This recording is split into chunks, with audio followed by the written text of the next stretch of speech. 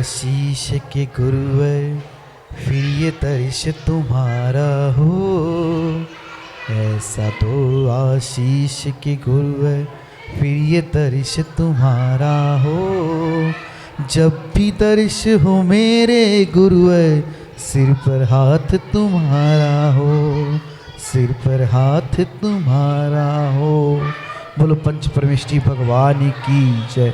1000 श्री आदिनाथ भगवान की जय। अंतिम तीर्थेश भगवान महावीर स्वामी की जय। आचार्य भगवान गुरुवर श्री विशुद्ध सागर जी महाराज की जय। मुनि श्री सुप्रभ सागर जी महाराज की जय। मुनि श्री प्रणत सागर जी महाराज की जय। जय जन बंधुओं, हम सब लाभ ले रहे हैं इस सम्यक समाधान कार्यक्रम का। एक ऐसा अनूठा कार्यक्रम, एक ऐसा प्लेटफॉर्म, एक ऐसा उपाय जिसके माध्यम से देश विदेश के लोग, देश विदेश के श्रावकगण जो अपने मन में उठने वाले विकल्प है उस विकल्पों का शमन कराते हैं। और कितने अहोभाग्य के क्षण होंगे, एक निर्गंध योगी साक्षात पंचम परमेश्वर साधु परमेष्ठी के मुखारविंद से हम सभी लोग उस समाधान का पान कर रहे हैं। इसीलिए ही यह कार्यक्रम का नाम भी सम्यक समाधान है। मुनिषि के चरणों में कोटिशा नमोस्तु करते हुए शुरू करते हैं आज का वह लोकप्रिय कार्यक्रम सम्यक समाधान। मुनिषि के चरणों में कोटिशा नमोस्तु। मुनिषि प्रणत सागर जी महाराज से यह निवेदन कि हे स्वामी, आज के कार्यक्रम को गति प्रदान करते हुए संचालित कर नमोस्तु नमोस्तु नमोस्तु। नमो हरिहंताणं, नमो सिद्धाणं, नमो आयरीयणं, नमो अज्जायणं, नमो लोये सविसाहुलं।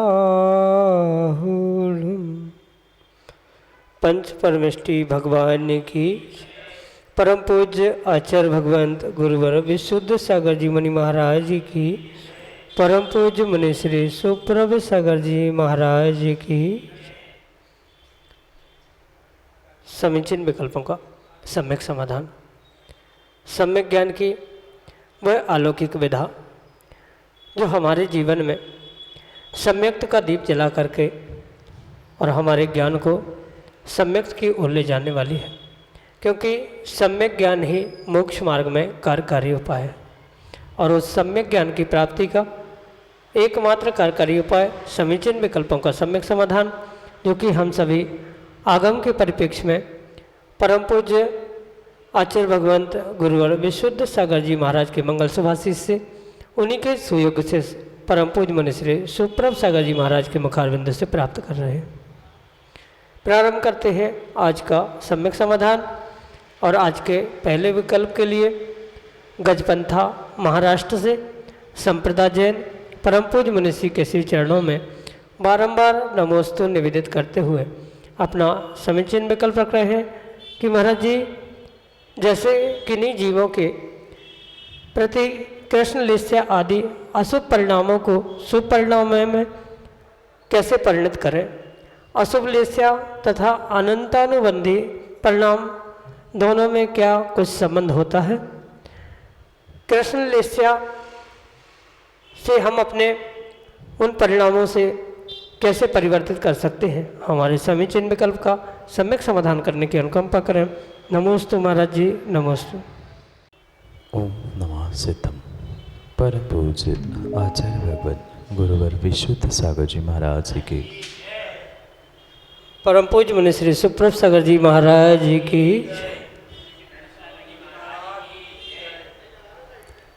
सबसे पहले व्यक्ति को अपने उस कृष्ण लेसा या अशुभ परिणामों का बोध होना, यही बहुत बड़ी बात है। और जिस जीव को ये बोध हो जाता है कि किसी जीव के प्रति कृष्ण लेसा के परिणाम हो रहे हैं या अशुभ परिणाम हो रहे हैं, तो वह समझने के उपरांत ही उसे ठीक करने का प्रयास कर सकता। अन्यथा वह जीव अगर ये भूल मान ही नहीं पा रहा है कि किसी जीव के प्रति उसके अशुभ परिणाम हो रहे हैं, तो वह कभी ठीक भी नहीं कर सकता। इसलिए सबसे पहले अगर उस अशुभ परिणामों को कृष्ण लेसा को जीव जान रहा है तो उसे शुभ करने के लिए अगर किसी व्यक्ति विशेष के प्रति वह अशुभ परिणाम हो रहे हैं तो उस व्यक्ति ने किए गए कभी न कभी एहसान उपकारों का बोध करना ये परम आवश्यक। ऐसा हो ही नहीं सकता कोई जीव किसी जीव के लिए कभी कुछ अच्छा नहीं करे, हो ना हो कहीं ना कहीं किसी न किसी प्रकार से जीव का पुराने संबंध और पुराने निमित्तों को लेते हुए अगर उस जीव ने कभी कुछ आपके ऊपर कुछ अच्छा कार्य उपकार एहसान किया है तो उसको स्मरण करते हुए उन पापों से बचने का या उन परिपूर्ण रूप से अशुभ परिणामों से बचने का प्रयास करने की आवश्यकता है। और वो भी नहीं है तो हम बुद्धिपूर्वक अगर ये सोचे कि हमें अशुभ परिणाम नहीं करना है, अशुभ परिणाम करने से कृष्णलेशना आदि के परिणाम करने से पाप का आश्रय बंद हुआ करता है और पाप से चतुर्गति में दुख मिलता है, ये भी थोड़ा सा बोध अगर हो जाए तो जीव अपने आप से उस कसायों को और कृष्णलेशा को अशुभ परिणामों को जीतने का प्रयास कर सकता है। और ये भी परम सत्य है कि अनंतानुबंधी कसाय का और कृष्णलेशा का कुछ संबंध अवश्य ही हुआ करता है। अगर लंबे समय तक वह जीव कृष्णलेशा को नहीं छोड़ पा रहा है और तीव्र वैर या अन्य किसी प्रकार की कसाय का परिणमन वहाँ दिख रहा है तो नियम से वह अनंतानुबंधी को प्राप्त हो सकता है। क्योंकि ये तो आप जानते ही होंगे 6 महीने से अधिक अगर कसाय का परिणमन होता है तो वह अनंतानुबंधी रूप परिणत होती है और वे कृष्णलेशा के परिणाम किसी के प्रति वैर किसी के प्रति क्रोध रूप अगर 6 महीने से अधिक हो रहे हैं तो नियम से वह अनंतानुबंधी रूप परिणत होते हुए मिथ्यात्व में ले जाने के लिए निमित्त बन सकते। इसलिए प्राथमिक अवस्था में ही उस अनंतानुबंधी से बचने के लिए या मिथ्यात आदि से बचने के लिए जीवों को परिपूर्ण रूप से अपने कृष्णलेशा या अशुभ परिणामों पर विचार करने की आवश्यकता है। जितने गहराई से हम उस पर विचार करेंगे और बुद्धिपूर्वक बचने का प्रयास करेंगे तो नियम से उससे बच सकते हैं। और भी एक बात कार्य जीव कर सकता है, जो अशुभ परिणाम हो रहे थे उसी समय पे भले उस जीव ने नहीं उपकार नहीं भी किए हो, अच्छाई नहीं की हो, पर किसी अन्य भी अच्छे कार्य के बारे में हम सोच सकते हैं। जैसे सच्चे देवशास्त्र गुरु के सन्निधि सानिध्य को जो प्राप्त किया था, कभी पूजाभिषेक की थी या कभी मुनियों को दान दिया था, कहीं तीर्थ क्षेत्र की यात्रा की थी, ऐसे अच्छे कार्यों के बारे में सोचते हुए हम उस कृष्णलेशा से अशुभ परिणामों से बचने का अवश्य ही पुरुषार्थ कर सकते। इतना ही नहीं, अपितु अगर धर्म के ही विषय में नहीं सोचना है तो और भी ऐसे बहुत सारे निमित्त या बहुत सारे ऐसे कार्य हो सकते हैं जो कि जीवन में बहुत अच्छे तरीके से हमने किए होते हैं। उन बातों का स्मरण करते हुए अगर हम अपने परिणामों को, अपनी लेशा को संभालने का प्रयास करेंगे तो नियम से वह कार्य होते हुए हम पापों से, कृष्णलेशाओं से और अशुभ परिणामों से बचने का प्रयास कर सकते हैं। इसी प्रकार से शुभ कार्य जो किए हैं, अच्छे कार्य जो किए हैं, दोस्तों के साथ कहीं पर्यटन में गए हैं, देवशास्त्र गुरु के सन्निधि सानिध्य को प्राप्त किया है, उन घटनाक्रम को याद करते हुए हम अशुभ से शुभ परिणामों की ओर पहुँचते हुए पाप से बच सकते हैं। यही आपके लिए सम्यक समाधान। अर्चित जैन, गौर झामर, मध्य प्रदेश से मुनिश्री के श्री चरणों में बारंबार नमोस्तु निवेदित करते हुए अपना समीचीन विकल्प रख रहे हैं कि महाराज जी, मंगल कलश में जो श्रीफल सुपारी आदि रखे रहते हैं, कुछ समय बाद वह खराब हो जाते हैं, तो उनका क्या करना चाहिए? हमारे समीचीन विकल्प का सम्यक समाधान करने की अनुकंपा करें। नमोस्तु महाराज जी, नमोस्तु। मंगल कलश में रखी हुई सामग्री, श्रीफल, सुपारी, हल्दी आदि कोई भी क्यों ना, वह किसी भी प्रकार से निर्माल्य नहीं है। वह तो परिपूर्ण रूप से मंगल और मांगलिक द्रव्य है। क्योंकि कलश भी कहीं चढ़ाया नहीं जा रहा है, न कलश में रखी हुई सामग्री कि देवशास्त्र गुरु आदि के निमित्त से चढ़ाई नहीं गई है, समर्पित भी नहीं की गई। इस कारण से वह जो द्रव्य है, चाहे चावल आदि क्यों ना हो, वह कलश में रखा हुआ, कलश के ऊपर रखा हुआ भी श्रीफल क्यों ना हो, वह निर्माल्य नहीं है। वह मांगलिक द्रव्य होने से उसका हम जिस प्रकार से चाहे उस प्रकार से प्रयोग कर सकते। कहने का तात्पर्य ये है, अगर उस श्रीफल को आप फोड़ के खाना चाहते हो तो दोष नहीं है, उस श्रीफल को आप भगवान के मंदिर में चढ़ाना चाहते हो तो दोष नहीं है, उस श्रीफल को आप दूसरे किसी को भेंट में देना चाहते हो तो भी वो दोष नहीं। अगर वह देवशास्त्र गुरु के निमित्त से चढ़ाया होता तो ही वह निर्माल्य कहलाता, पर वह चढ़ाया हुआ नहीं है इसलिए निर्माल्य नहीं है। और मंगल कलश में होने से वह एक सामान्य मांगलिक द्रव्य है, और मांगलिक द्रव्य जिस चाहे प्रकार से प्रयोग किया जा सकता है। उसमें अन्य भी जो सामग्री रखी है वह अन्य भी सामग्री अपने विवेक से उसका प्रयोग किया जा सकता है, और निर्माल्य ना होने से उसको खाने में, चढ़ाने में, अन्य किसी भी प्रकार से प्रयोग करने में कोई भी दोष नहीं है। इसलिए आप उसका जिस प्रकार से प्रयोग करना चाहते हो, अगर श्रीफल अच्छा है, खराब नहीं हुआ है, सड़ा नहीं है, तो उस श्रीफल को आप फोड़ के खा भी सकते हो, भेंट भी कर सकते हो, चढ़ा भी सकते हो।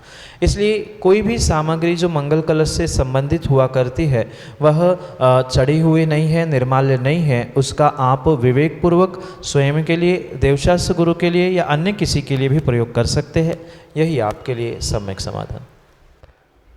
अभिनंदन जैन, टरोई, कटनी, मध्य प्रदेश से मुनिश्री के श्री चरणों में बारंबार नमोस्तु निवेदित करते हुए अपना समीचीन विकल्प रख रहे हैं कि महाराज जी, जो लोग व्यसन आदि में लिप्त रहते हैं और मंदिर जी में जाकर अभिषेक पूजन करते हैं, ये कहाँ तक उचित है और क्या उन्हें पूजन अभिषेक आदि का लाभ मिलेगा या नहीं?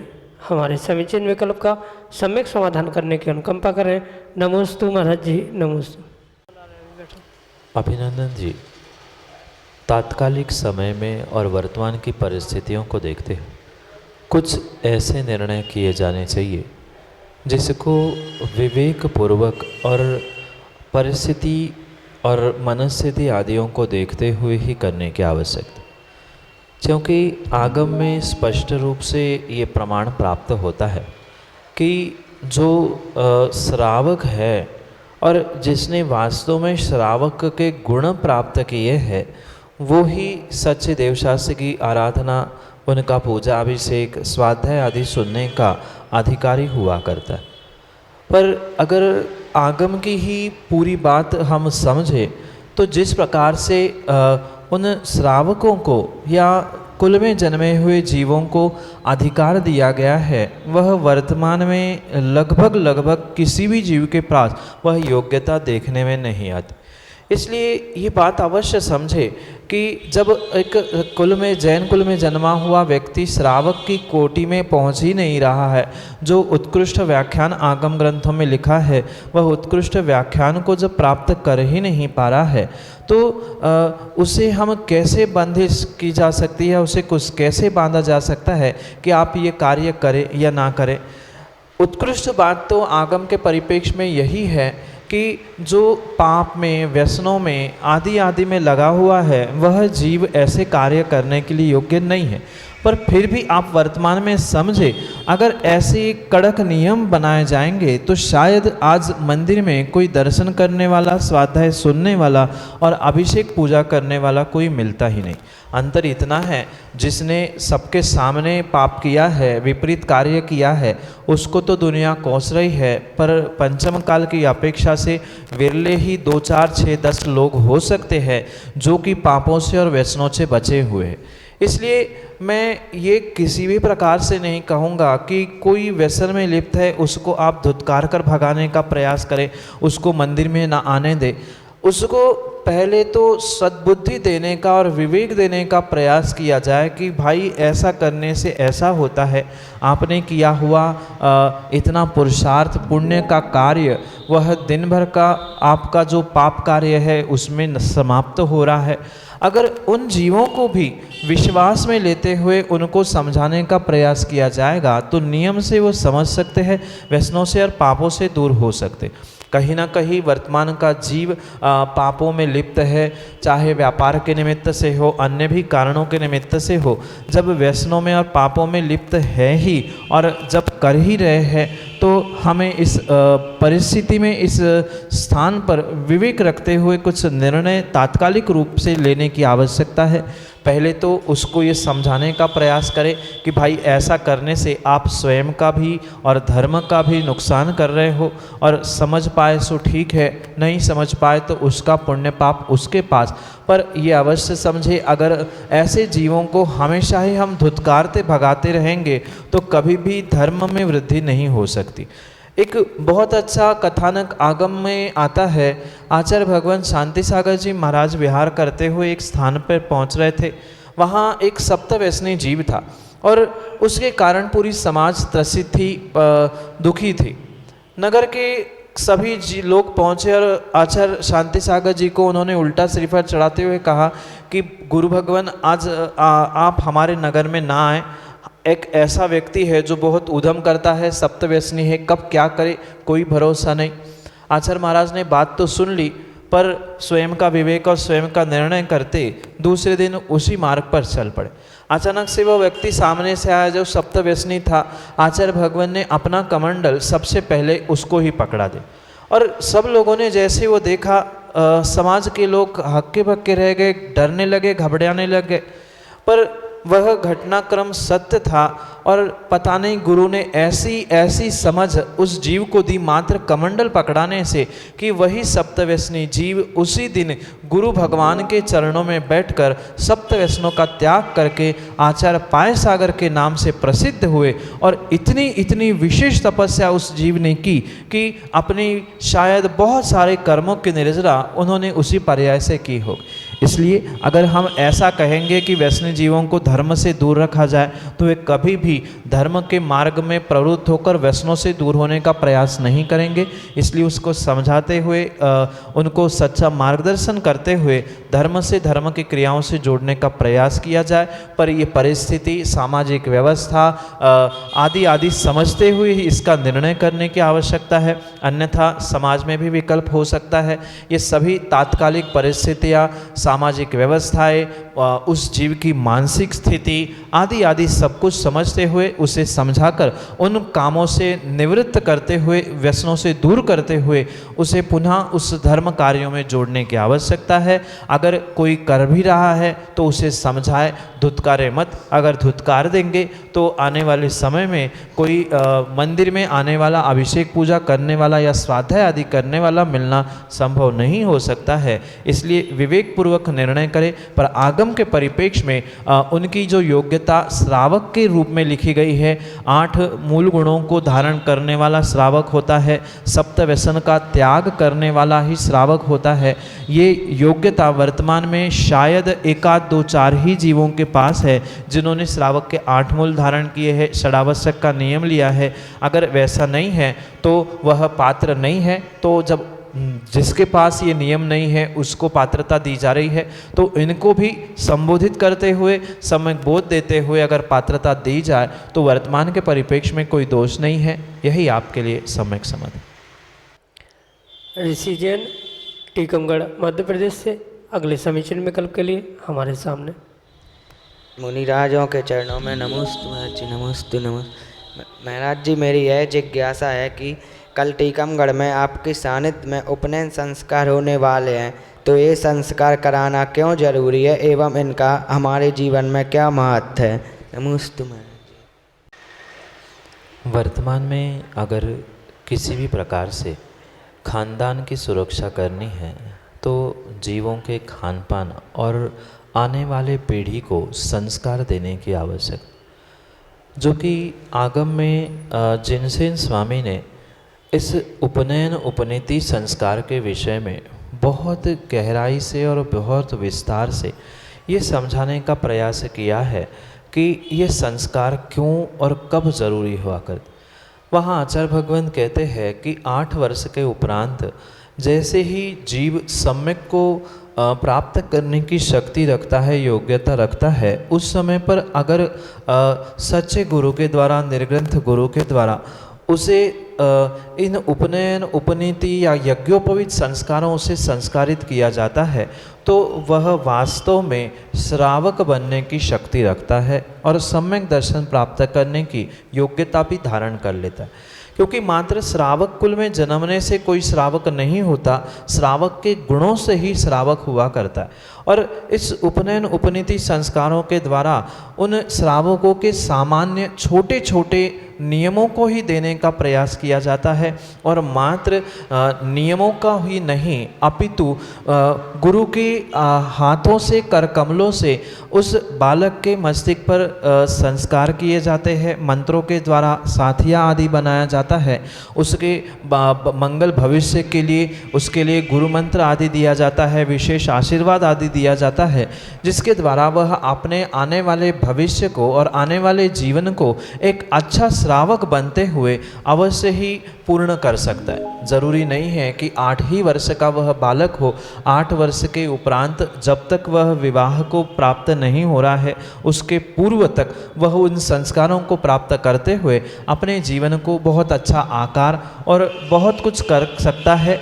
इसी कारण से इन उपनयन संस्कारों को वर्तमान की धर्मप्राण नगरी इस टीकमगढ़ में भी कुछ दिनों में करने की संभावना है, क्योंकि ये कई स्थानों पर करते हुए आज इस टीकमगढ़ के भव्य पुण्यात्मा जीवों का ये सौभाग्य है कि आचार्य भगवंत विशुद्ध सागर जी महाराज के उस स्वर्णिम जन्म जयंती के अवसर पर और महावीर भगवान के इस जन्म कल्याण के महोत्सव के उपलक्ष्य में ये सब कुछ प्रक्रिया होने जा रही है। पर कहने का अभिप्राय और क्रिया के पीछे, ये संस्कार करने के पीछे का भी अभिप्राय यही है। वर्तमान में जो समाज में विसंगतियाँ देखने में आ रही है, उन विसंगतियों को मिटाने के लिए ही बहुत छोटे छोटे नियमों के द्वारा उन युवा पीढ़ियों को संकल्प से, धर्म से बांधते हुए उनके मंगलमय भविष्य की संकल्पना करते हुए गुरु के द्वारा उनके माथों पर लौंग आदि के द्वारा जो संस्कार करके नियम आदि दिए जाते हैं, वह एक उत्कृष्ट कार्य हुआ करता है, जिससे जीव स्वयं का, समाज का, देश का और धर्म जिन शासन का भी एक अच्छा अंग बनते हुए उसकी प्रभावना करने के लिए निमित्त बन सकता है। अगर छोटे छोटे नियम जैसे माता पिता, धर्म और धर्मात्मा की सेवा करना है, अन्य समाज में विवाह नहीं करना आदि आदि छोटे से नियमों के द्वारा हम समाज को और धर्म को दृढ़ करने का पुरुषार्थ कर रहे हैं। और ये कोई वर्तमान की नहीं अपितु आचार्य जिनसेन स्वामी ने आदि पुराण में लिखी गई ये क्रिया है, जिसके द्वारा समाज को और जिन शासन को दृढ़ वृद्धिंगत करने का प्रयास है। यही आपके लिए सम्यक समाधान। अगले समीचीन विकल्प के लिए हमारे सामने है सुप्रण गुरु परिवार सागर मध्य प्रदेश से आयुषी जैन अपने समीचीन विकल्प के साथ। चरणों में त्रय बार नमोस्तु नमोस्तु नमोस्तु। महाराज श्री, कुछ लोग कहते हैं कि पंचकल्याणक महोत्सव में माता पिता का पद मिलने के बाद अन्य छोटे पद जैसे सौधर्मिंद्र, कुबेर आदि का पद नहीं ले सकते। यह बात कहाँ तक सत्य है? कृपया मेरी शंका का सम्यक समाधान करने की कृपा करें। नमोस्तु महाराज श्री, नमोस्तु। ये बात कुछ हद तक सत्य है कि जो एक बार पंचकल्याणक आदि अनुष्ठानों में माता पिता का पद प्राप्त करता है, वह सौधर्म, कुबेर आदि जो देवों के पद कहे जाते हैं उनको प्राप्त नहीं करता। उसके पीछे आगम का ये रहस्य है कि जब भी माता पिता वर्तमान में बनाए जाते हैं पंचकल्याणक आदि के निमित्त से, वहाँ पर उन्हें नियम दिए जाते हैं, भले ही छोटे रूप में हो, बड़े रूप में हो। तो वे छोटे बड़े रूप से नियम लेने वाला जो जीव होता है वह एक मनुष्य गति का ही जीव हो सकता है, देव गति का जीव नहीं हो सकता। क्योंकि ये तो बात आपको पता ही है कि देव कभी भी नियम, संकल्प, व्रत आदि नहीं लेते। और जो माता पिता बनते हैं अक्सर देखने में आता है कि उनके निमित्त से उनको पंचकल्याणक आदि के निमित्त से उनको ब्रह्मचर्य व्रत आदि दिया जाता है और भी कुछ कुछ ऐसे नियम होते हैं जो दिए जाते हैं। जब वह एक बार नियम लेके व्रती बन ही चुका है तो व्रती किसी भी प्रकार से वह पुनः देव नहीं बन सकता। इस अभिप्राय से वहाँ सौधर्म, कुबेर आदि पदों को नहीं देना आदि आदि व्यवस्थाएं बताई जाती है। पर इसका मतलब ये नहीं है कि वो कभी भी नहीं बन सकता। अगर माता पिता बनते समय उसने नियम नहीं लिए हैं या अन्य कुछ ऐसे कार्य कहीं कभी बिना नियमों के भी माता पिता बनाए जाते हैं, तो वहाँ पर बिना नियम के अगर बने हैं तो दोष नहीं है। पर छोटा सा भी नियम लिया है तो वह स्वधर्म आदि पद को प्राप्त नहीं कर सकता, क्योंकि जो व्रती एक बार बन चुका होता है उसके लिए वह कभी भी छोटे पदों को प्राप्त करने की आवश्यकता नहीं है, क्योंकि माता पिता उस तीर्थंकर बालक के बनना एक बहुत बड़ा पद हुआ करता है। और उस अपेक्षा से ये स्वधर्म आदि कुबेर आदि पद प्राप्त करना जो कि देवों के अव्रतियों के हुआ करते हैं वह प्राप्त नहीं करना चाहिए। और ये भी देखने में आता है, भले ही माता पिता नहीं बने हैं, जो प्रतिमाधारी आदि होते हैं उनको भी स्वधर्म आदि पद नहीं दिया जाता। ये भले ही नाटकीकरण क्यों ना हो, दिखावे के लिए भी क्यों ना किया जाए, पर कहीं ना कहीं उसमें तथ्य है, कहीं ना कहीं सिद्धांत है, और कहीं ना कहीं उन क्रियाओं के पदों के पीछे उनका जो सकलीकरण करके इंद्र प्रतिष्ठा आदि की जाती है, व्रतियों में इंद्र प्रतिष्ठा सकलीकरण करते हुए उनका गोत्र आदि बदलने की संकल्पना नहीं है। इस कारण से ये परम सत्य कहा जाता है। जो एक बार पंचकल्याणक आदि के निमित्त से नियम व्रत लेते हुए माता पिता बनता है वह कभी भी स्वधर्म कुबेर जैसे छोटे पदों को प्राप्त नहीं कर सकता। इसलिए अगर पद प्राप्त करने ही हैं तो क्रम क्रम से उन पदों को प्राप्त करते हुए उस जीवन के आने वाले समय में उस माता पिता पद को प्राप्त करे, या फिर निर्णय करे कि माता पिता बनना ही है तो अन्य पदों की लालसा और इच्छा छोड़ दे, तो यह सम्यक निर्णय हो सकता है। यही आपके लिए सम्यक समाधान। 8707548811 व्हाट्सएप का नंबर, इसके माध्यम से आप अपने मन में उठने वाले विकल्प हम तक पहुंचा सकते हो। सम्यक.समाधान@gmail.com यह हमारी ईमेल की आईडी है। आप ईमेल के आईडी से भी अपने विकल्प हम तक पहुंचाते हुए मुनिषी के मुखारविंद से सम्यक समाधान प्राप्त करते हैं। प्रतिदिन यह कार्यक्रम सम्यक समाधान 5:13 पे यूट्यूब चैनल सुप्रभुआज के माध्यम से प्रसारित होता है। आप सभी लोग घर बैठे या यहाँ उपस्थित होकर मुनिषी के मुखारविंद से सम्यक समाधान का लाभ ले सकते हैं। प्रतिदिन शाम को 7:40 पे जिनवा टीवी के माध्यम से लोक प्रकृति रत्नमाला इस ग्रंथ पे मुनिषी ने जो अपने ओजस्वी से टीकात्मक प्रवचन किए हैं, उसके प्रवचन के अंश प्रतिदिन शाम को 7:40 पे जिनवा टीवी के माध्यम से प्रसारित होते हैं। ठीक घर बैठे आप अपने ठीक शाम को 4:40 पे मुनिषी के प्रवचन का लाभ ले सकते हैं। दोपहर को 2:20 पे आदिनाथ टीवी चैनल, जो एक नया टीवी चैनल लॉन्च हुआ है, उसके माध्यम से भी आप मुनिषी के प्रवचन के लाभ लेते हुए अपने आप को स्वाध्याय करा सकते हो। मैं आज यहीं पे विराम लेते हुए मुनिषी के चरणों में कोटिशा नमोस्तु करते हुए आज के इस कार्यक्रम को यहीं पे विराम देते हैं। नमोस्तु नमोस्तु नमोस्तु।